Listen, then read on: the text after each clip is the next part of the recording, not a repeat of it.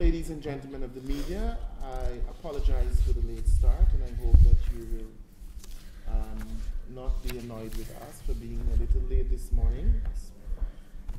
This morning, our post-cabinet press briefing will bring you highlights from the last cabinet session, which was held on Tuesday of this week.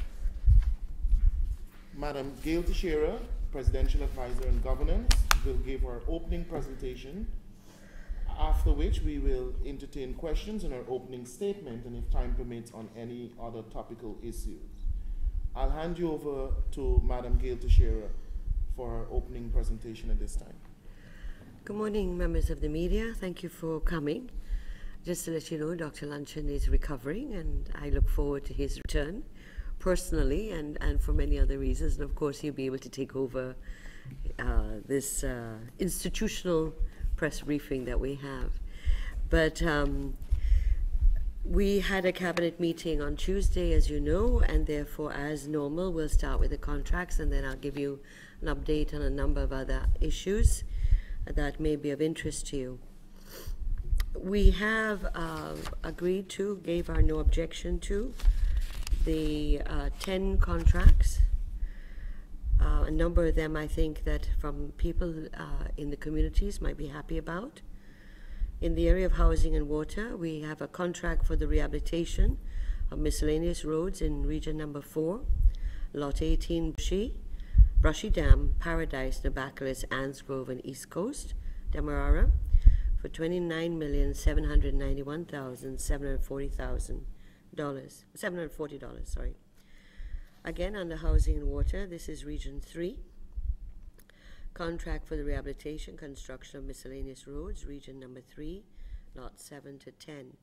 And the total of the no objection for the awards, there are 4 awards for 4 lots, lot 7, 8, 9, and 10. The total for this no objection is $208,878,295. Again, housing and water, and I think the people of Parfait Harmony would be particularly happy with this one. It is a contract for the construction of an alternative access road to Parfait Harmony, West Bank, Demerara, and this is region 3, lots 1 to 3. There are 3 lots, each given to a contractor, totaling $515,208. So this is an issue that I know that the community and the residents of Parfait Harmony have been asking for a long time, and I think this will make a big difference to the lives of people in the community. The 4th contract, housing and water, again, the contract for the procurement of 10,000 water meters. There's no objection to the contract, and the contract is valued at US $796,183. Under education, the contract for the supply and delivery of fortified sweetened biscuits under the National School Feeding Program 2012-2013 is $130 million Ghana dollars, 960,830. In the area of agriculture, there are 3 contracts. The contract for the construction of a drainage pump station at Rose Hall, Quarantine, Berbice, $37,414,100. For Region 3, also agriculture, the contract for the construction of a drainage pump at Canal Number 1, Polder, West Bank, Demerara, $120,735,495. Again, Region 3, agriculture, contract for the construction of a drainage pump station at Windsor Forest, West Coast, Demerara. The contract is $149,806,654.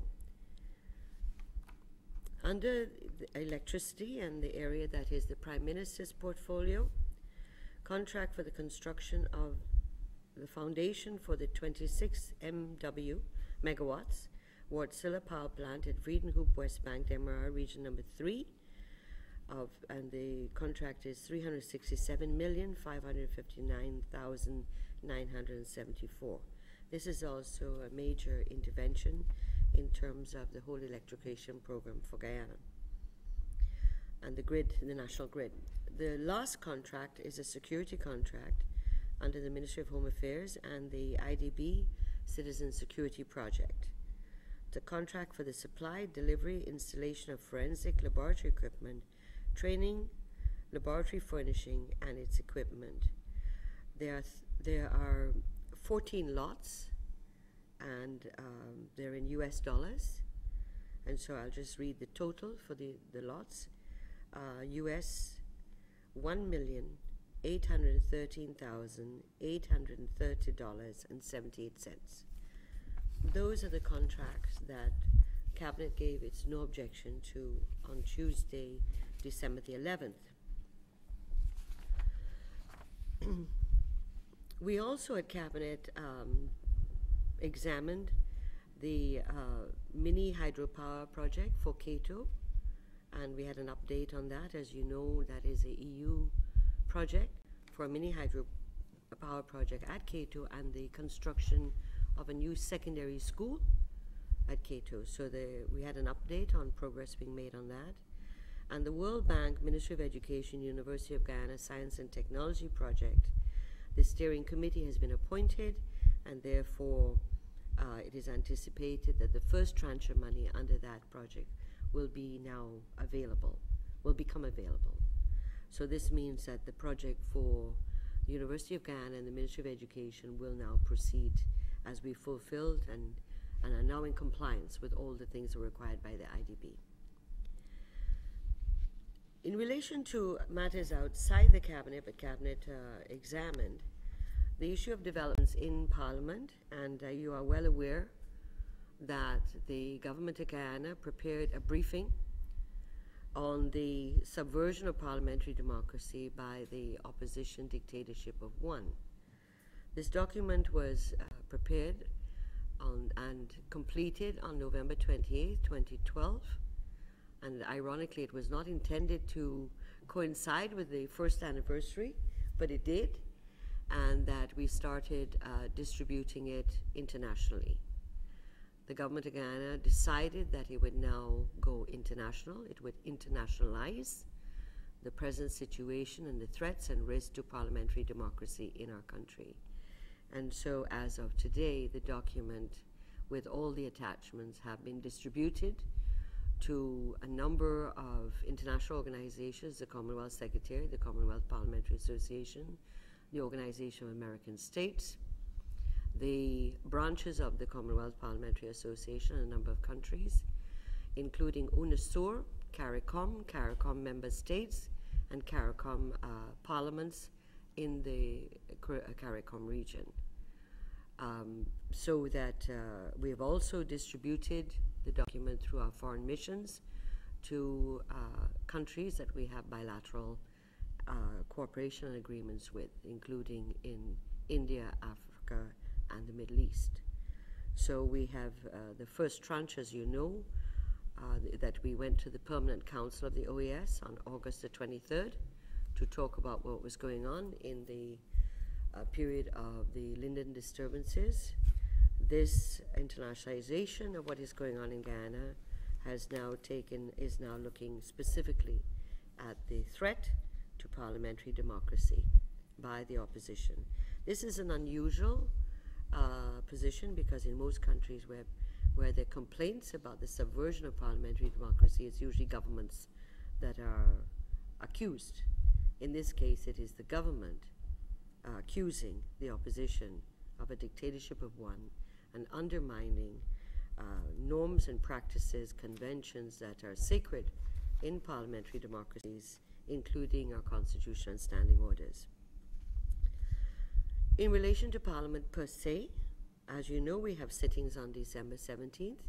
It is the fourth sitting, and therefore it is the opposition day. We did make an attempt to try to get the sitting to allow the government's business that has been sitting there for 3 sittings now, October 22nd, November 8th, November 22nd, to be given preference. This was not accepted, and therefore opposition day, they have Chief Whip Amna Ali has insisted that December 17th, the fourth sitting, is their day. We anticipate a number of things happening at that sitting, and we hope it will not descend further and there'll be a further subversion of parliamentary democracy. But the government will be tabling supplementary financial papers for first reading at that sitting. You will notice that at that sitting for December 17, for those of you who watch Parliament, are in charge of looking at Parliament from the media point of view, that there are a number of opposition bills that are coming up, and that there is a strange one being dealt with by Mr. Greenidge. The bill on the order paper has to do with the amending of the President's Benefits and Facilities Act of 2009. His bill is number 25.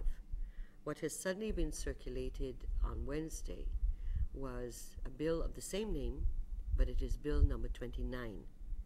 And that in fact what it calls for is the repealing of the 2009 President Benefits and Other Facilities Act and adding in other clauses to it. I think you're well aware that the government is of the view and has stated since October that Mr. Greenidge's move to a bill, having passed a resolution in the House by a majority to have a special select committee examine the issue of constitutional post holders, including the President and other post holders and their benefits, that this seems as if Mr. Greenidge is trying to preempt the work of the Special Select Committee. The December 20th, we are making it very clear, we've said it to the Speaker and the opposition, that we will be calling for a sitting on December 20th. And we've made it clear that we have a lot of stuff, a lot of items on the order paper. And for you in the media, you may not totally appreciate how serious this is. But governments, whether minority or majority, must have a right to bring their business to the House and the business to be addressed in the House. We are making it clear that December 17th will now mark the fourth sitting after recess, that we are still unable as a government to bring our business to the House. It's on the order paper, they're sitting there. So we've made it clear to the Speaker and at various meetings of parliamentary committees this week of our intention on December 17th to adjourn to December 20th. We would hope that the opposition will not use its one majority to vote against us going for December 20th, which, as you may remember, they've done it before. If that happens, then I think we're in very serious waters, because it means that they are blocking the government, obstructing the government from doing its business. So I put you on alert on that issue. But the December 20th sitting, were it to proceed, we have 7 bills, the supplementary financial papers.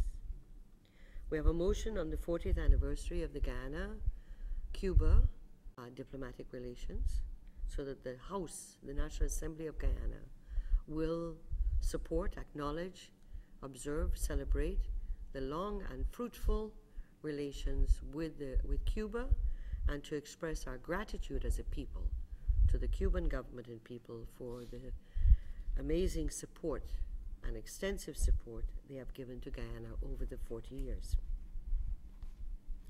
In relation to 2 particular bills that might be of interest to you on the agenda, for the government that is, the cricket bill, just to update you, is that Cabinet had agreed that the bill should be shared with the opposition parties in advance, and that the Minister of Culture, Youth and Sport, Dr. Frank Anthony, should convene a meeting of the opposition parties, of the parliamentary parties actually, to examine the bill.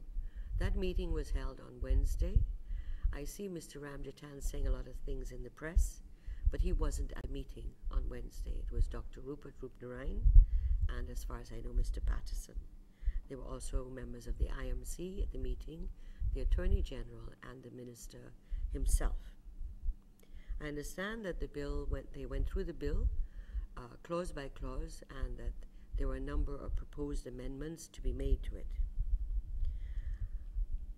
So that at this point, the Attorney General and the Minister of Culture, Youth and Sport will apprise the government and the camp president of the proposed amendments, or the amendments that they themselves have agreed to, so that we will make a decision on the cricket bill, whether it be tabled on December 17th, or whether due to further amendment, further discussions, that we would hold it maybe for the 20th or for a later date. You also know that there are two government bills that have been deferred due to, and we've said it publicly, to allow us to have discussions with the telecommunications service providers. The two bills are the Telecommunications Bill and the PUC Amendment Bill. To just bring you up to date, as you know from earlier statements by Dr. Luncheon, that we had earlier engagements with Digicel and GT&T in November. This week, Monday, we had a lengthy and a productive meeting with GT&T, and that we've agreed to meet back in early January. Digicel in the interim has also submitted in writing their comments on the bill, and therefore we will then be going through those comments by Digicel. We will be meeting back again with GT&T, and we hope that we will be able to reach a consensus between all the providers, service providers and the government on this important area of Guyana's society and economy. The telecommunications sector and its liberalization, demonopolization, is a critical component of the national development agenda for our country. It's absolutely important. And obviously, when we say demonopolization, we are not talking about making it now not one company in charge and now it's two. We're talking about opening up the sector. And therefore, it is not just that our frame as a government going in is that we're talking about the liberalization of the sector to allow not only the two companies to function and flourish, but any other companies that wish to enter into the Guyanese market in the area of telecommunications and the services related to that sector. The last point I want to bring you up to date with is the Region 10 Government of Guyana talks. As we had said last Friday that we would have been meeting with them Friday evening. We did meet the Prime Minister, Minister Robeson Ben, Mr. Lumumba and myself, met with Mr. Solomon, Mr. Aubrey Norton and Ms. Vanessa Kissoon.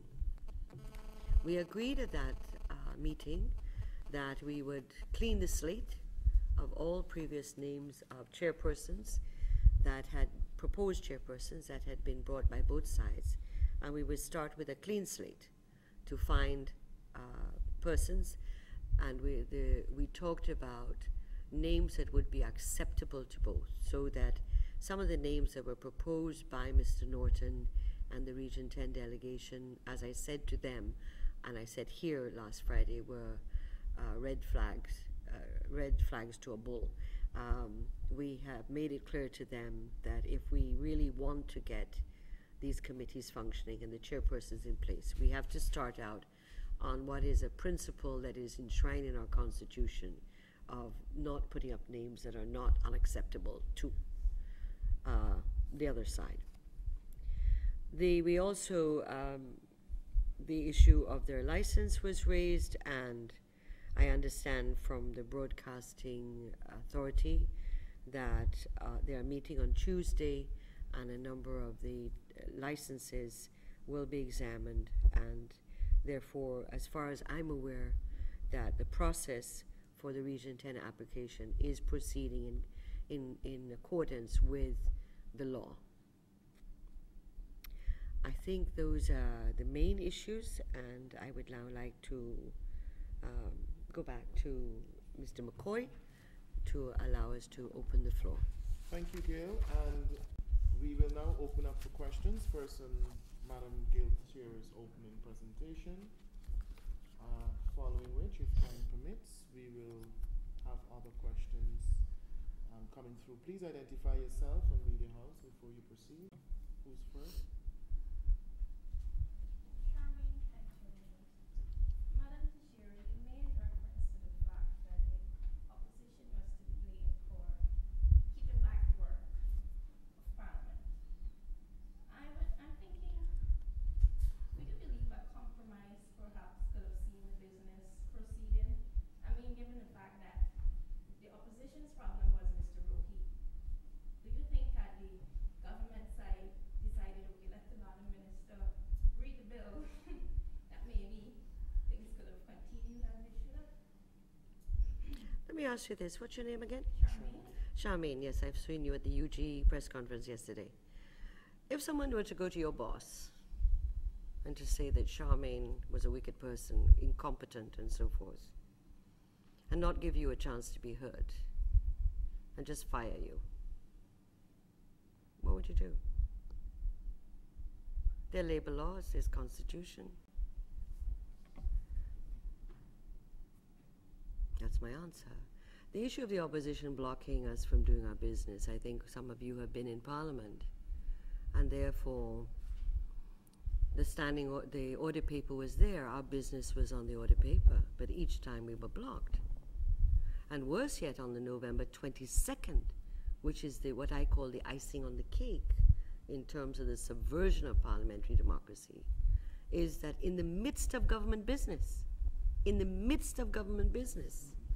a motion is moved by the opposition to suspend all the standing orders. This is unheard of. We have gone through the period, and maybe some of you are too young, we've gone through the periods when Dr. Leslie Ramsamy was a person they hated with a vengeance in the Parliament. This was if I'm right, in the 8th Parliament. And also the 8th Parliament was Minister Gajraj. What they did in those periods, if either one of those people got up to speak, they walked out the room and then came back later. Those are considered what are acceptable parliamentary norms.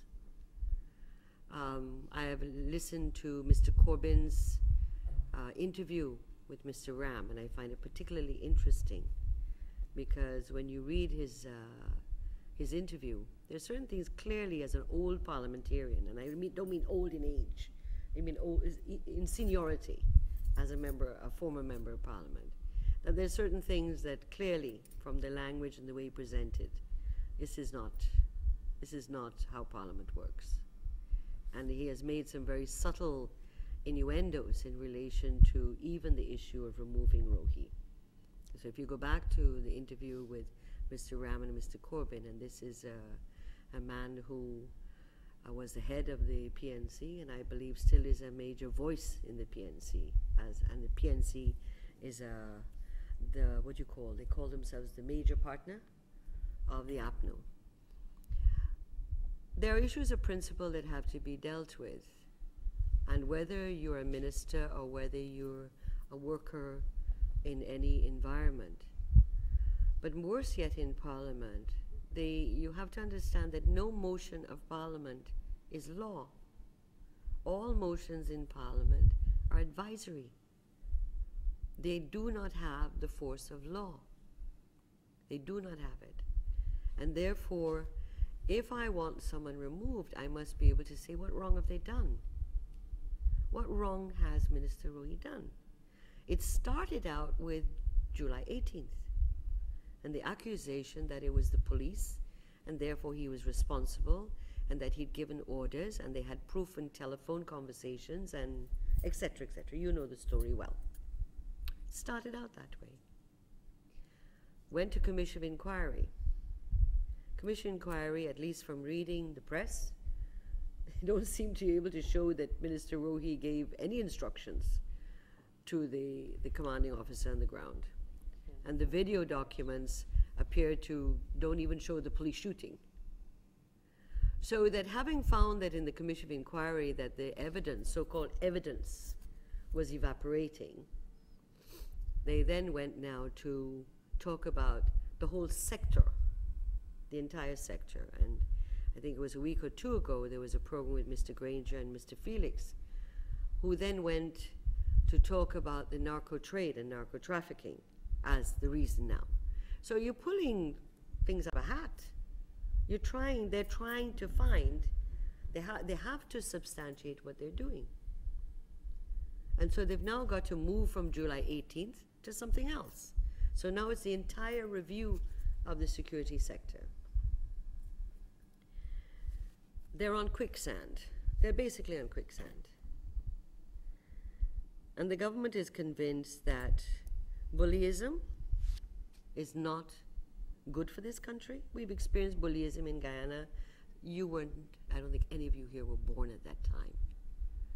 But those of us who are a little bit older, we fought for democracy in this country. We fought for free and fair elections. We fought to turn this country around. A lot of things you take for granted, the freedom of the press, didn't exist then. And so one does not want to open the door and for a reversal. So sometimes it looks to you and looks to many people, why don't they just put Rohit to not read the bill? Rohit is a senior member of the government, a senior member of the party in government. He has not been accused of anything wrong.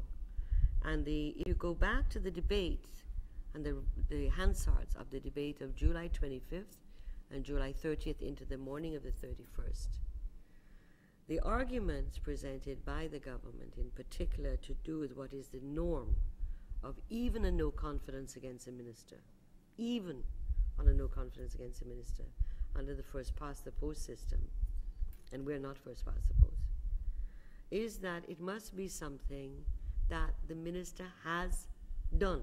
He's personally culpable for. Personally culpable for. And all the parliamentary rules say that you cannot make a minister responsible for an act of a department under him. It is for something he's personally done, either in the House, if it is a committee of privilege issue, or whether he's been accused of a scandal. You know, some in the British Parliament has always been in the 60s, had to do with ministers having rather interesting social lives and sexual lives and so on. And so these were scandals where taxpayers' money was used to accommodate the liaisons of those days. So I think we have to be clear on a number of issues. And yes, the opposition is to be blamed. The opposition is to be blamed. And the strategy, as far as I'm concerned, is to prevent us getting our business through. The test of all of this is going to be when we get up on Monday to say we're adjourning to December 20th. Let's see what's going to happen. Parliament is an interesting place to watch now. And so we'll see that. Yes. Would you care to respond to articles or reports in the press this week about the current state of the national insurance? No, that's outside, please. We'll get there shortly. Yes. Elizabeth Charles Institute. On the telecommunications bill, Digicel earlier this week spoke about, well, called them for a deadline, so to speak, to be put in place so that they will have clear ideas when this entire situation will be resolved. Any deadline, is there a deadline set to have all the discussions completed? That's my first question. Second question is in relation to Region 10 negotiations. You said that agreement was reached to clear the statement starting with selection of the chairperson. Any suggestion was made so far on names? We're meeting this afternoon, and hopefully there will be some names that will be offered from both sides. So we said we would meet back today, and that we hope to keep talking and to be able to move, you know, as they say, one dirty bill down. That it's important to talk, sometimes even when you don't always look as if you're moving forward. It's important if we keep talking. And so there are many engagements sometimes at other levels with the opposition, and then you come to Parliament and it's a different issue altogether. But the Region 10 issue is important to us to keep meeting and to keep talking and to try to ensure that there's no misunderstanding, there's no area that could become a problem on either side. But is there a deadline as such set? You mean to do with the chairpersons? And the entire discussions?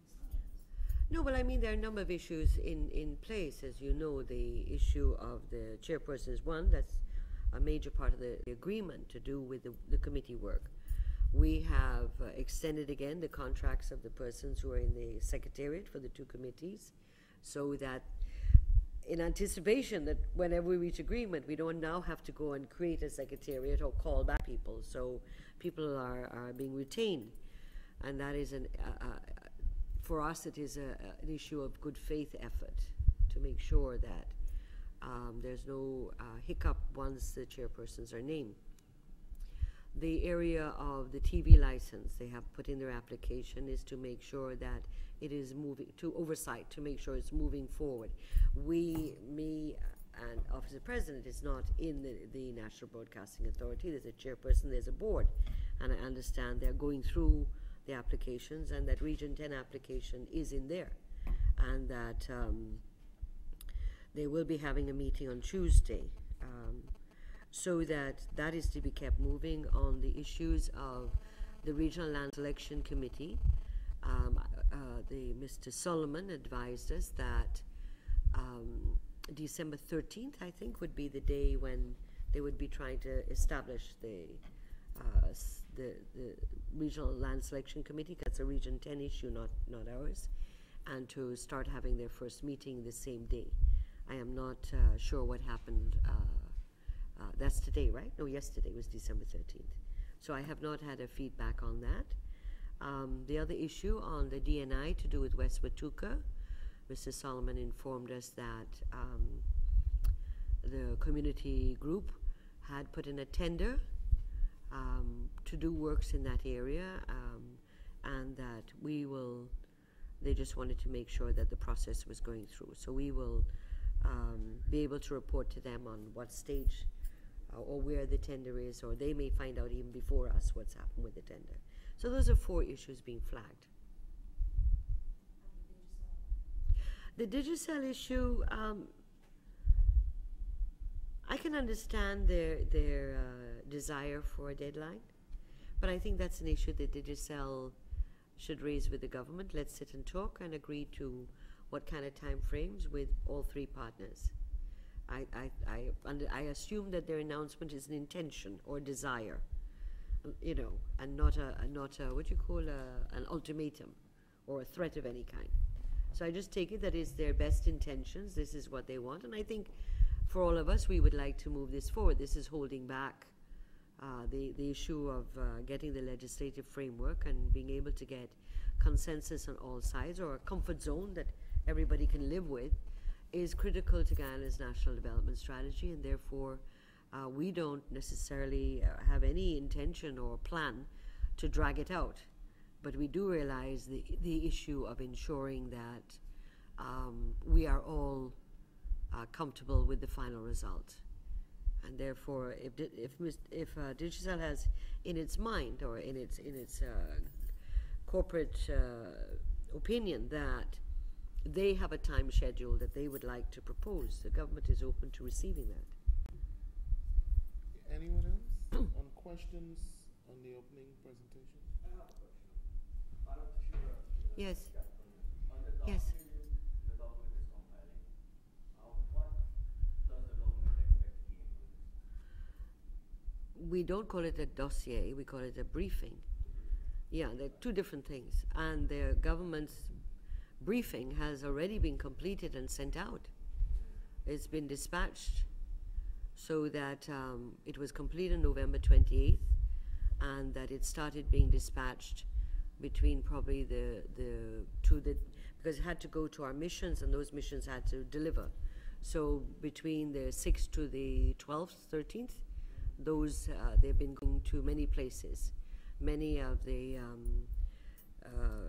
I know that Barbados Speaker has received, the Barbados Minister of Foreign Affairs, the CARICOM Secretary, and a number of the places I've listed already.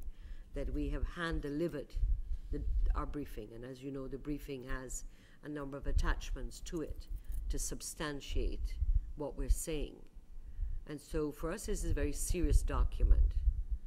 It is not with a fickle intention that we have decided to go overseas, to take, as they say, what do they say, that song? Sly Mongoose, your name gone abroad. I will not sing for you because I don't want anybody, first of all, to run out the room if I sing, but also I don't want anybody to accuse me of causing any repercussions, or like what happened when my poor Dr. Luncheon sang one line in a song. You know, I didn't know he was such a powerful singer. But the briefing has already been completed, and as you know, with the Commission of Inquiry, we submitted on behalf of the government, outside of Minister Rohi's own submissions and the submissions of other entities, that we submitted quite a voluminous document to the Commission of Inquiry with a lot of attachments to substantiate our claims. So that in the case of we have decided that we're internationalizing what's going on in Guyana. It is of such a serious nature, and therefore at this point we're warning.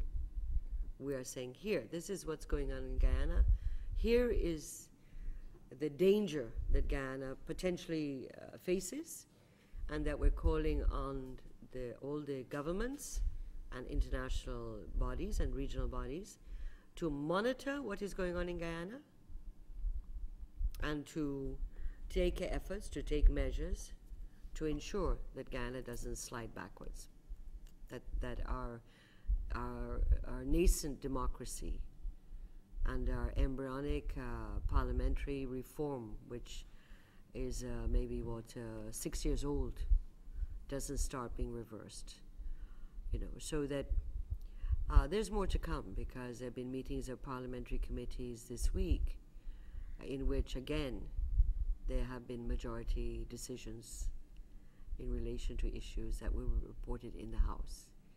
And I don't want to, although the parliamentary standing orders are being breached and overturned left, right, and center, as a member of parliament for 20 years, I do not feel that I should be the one breaching what is the agreement generally, that you don't talk about certain issues until the report comes to parliament. And so those issues will come to parliament in a number of cases. In one case, the government has said it will be submitting a minority report to the parliament. So we will continue as a government to stand for the Constitution, the upholding of the Constitution, as well as the upholding of the standing orders and rules of this country, parliamentary conventions. In relation to the business on December 17th, in particular the opposition agenda, I should have probably talked about that, and maybe Dr. Luncheon has talked about it before, and I believe he did, but just to recap, the Office of the Clerk bill will come up for second reading, and we have written to the Speaker months ago, I'm talking about June, July, that this bill is unconstitutional, and we hold to that position. The two bills of Mr. Greenidge, the amendment to the Fiscal Management Accountability Act, that act very clearly says that the minister by order may amend the schedule. Specifically, it says the minister. Mr. Greenidge has brought a bill to amend the schedule. I'm not aware, although I know the APNU has a shadow cabinet, and therefore they have shadow ministers, and therefore some people may be getting mixed up with their shadows. But that, you know, he ain't a minister as far as I know. He was. He had a long gestation as a minister, and we know his track record. But as bringing a bill that says that they're amending the schedule, what does the schedule have on it? What are budget agencies that are listed under the FMA Act? What the bill seeks to do is remove those budget agencies. The problem with doing that is that unless you bring a constitutional amendment, those agencies are now in no man's land. So here it is, you're talking about corruption and accountability and transparency. these agencies in the schedule now have to be heard, have to are accountable to Parliament and the Public Accounts Committee. When you hive them off, what happens? Who do they report to? Who are they accounting to? They're whole very, very complicated issues. And obviously he knows to amend 212 of the Constitution, which is where these other agencies are then included, requires a constitutional amendment that requires 2/3 majority. So this very cavalier manner of treating with issues is, despite my friend here talking about being concerned about Rohi, it is much more profound than Rohi. These are major issues being undermined. It's the Constitution, supreme law of our country. The second area to do with the President's benefits, the bill. I did refer to the fact that there's a bill on the audit paper called number 25, and there's a bill that's circulating Wednesday called the same thing, but it is number 29, and they're two different bills. They have the same areas of it, but one is an amendment, that is the one on the audit paper, and one is the new one that's appearing, is repealing the entire 2009 President's Benefits and Other Facilities Act and inserting the fact that any the minister can bring regulations, but only with the affirmative resolution of the House. So I'm not sure what's going to happen in Parliament personally, whether 25 is going to be what we're debating, or is 29 going to replace 25. This is, again, we're getting like cricket. We're even better than cricket, the game of uncertainties. I'm not sure whether there's going to be a sleight of hand, or whether someone's going to get up and withdraw 25 and then try to put in 29, and then we're forced to debate it without having had the time and going through the normal standing orders of 14 days, blah, blah, blah, blah. This is, you're beginning to feel like, you're playing Russian roulette. You're not quite sure where things are going to fall. And parliaments, by the way, are all about order and rules and regulations, and it's quite a structured, it's not, although on the floor everyone argues and look as if they're, free spirits and free agents and stuff like that. The parliament is a structured environment, an organized environment that tries to lay down rules on how you do things. So, and then of course you have the Marriott motion by Mr. Ramjitan. That should be an interesting debate, and again, that is an issue that goes to the heart of the Constitution on a number of issues, and the fundamental issue of the role of government in terms of the legislative agenda, and also in terms of the issues of budget. These are sacrosanct areas in all parliaments. Doesn't matter whether you're a minority or majority government. And then you have the Granger motion that is on the notice paper. Whether it be debated on Monday, I don't know. It's not supposed to be. It will not be mature enough, but one saw what happened at the last November 22nd when a bill just a motion appeared the same day, and then you had it on July 25th with that motion of no confidence against Rohi. So one isn't sure. The motion that Mr. Granger is bringing is in relation to the Presidential Commission of Inquiry into the unlawful killings, I think, of 2002 to 2010. We just saw it on Wednesday, 2004, sorry, to 2010. So we will be, as the government side, to be as prepared as we can be for all and any eventualities. Any other questions? Okay, so Talisha, we're now ready. NIS? Yes. I can only say what I saw in the press as, this is Dr. Lunshan's area of expertise. But I just want to comment on one thing, in that I remind you in the budget talks of April 2012, remember that the opposition called, Mr. Granger called, for the age of retirement being increased to 65. And this was the issue which we disagreed on. We said that, and he felt, and the record showed that he was of the opinion that we could just announce that the age of retirement had moved from 55 to 65. We disagreed vehemently. We said that a matter like this had major repercussions and consequences, and that the matter would have to go to a level of consultation. The unions, public service, whether ordinary people, do you want to work to 65 before you retire? Many people look forward in the public service retiring at 55 and doing a range of other things in their lives, even staying back and working in the public sector. So it is interesting watching that debate on the NIS issues of what is the actuarial recommendation, that in fact, having seen what is reported in the press this week, I'm rather, titillated in the sense that here was the government saying in April, this is an issue that needs a lot of discussion about the repercussions, and the view in the NIS, you're getting a response that gives you an indication that this is still a controversial issue. So the government saying this is a controversial issue is absolutely right, since April. And we were right in saying to Mr. Granger, no, we cannot agree to this in the budget talks. And so I'm just saying that for me, they're not totally connected because NIS is doing its own consultations based on the actuarial review, but it's an interesting indicator to me that we were right, what we said in April, that this was an issue that would require a lot of discussion, a lot of consultations before. And so NIS consultations right now give us a window into that public opinion. Just as a follow-up, Yes.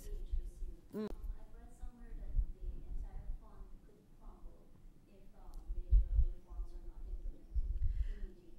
I think if I recall, if I remember clearly, Dr. Luncheon at one of these same cabinet press briefings dealt with this extensively, and he lashed out at what were naysayers and opinion makers, who we all know who they are, who were saying exactly that the NIS would crumble and so forth. And I think Dr. Luncheon presented to the media a very sound argument and response to this issue, to say that this was totally fallacious.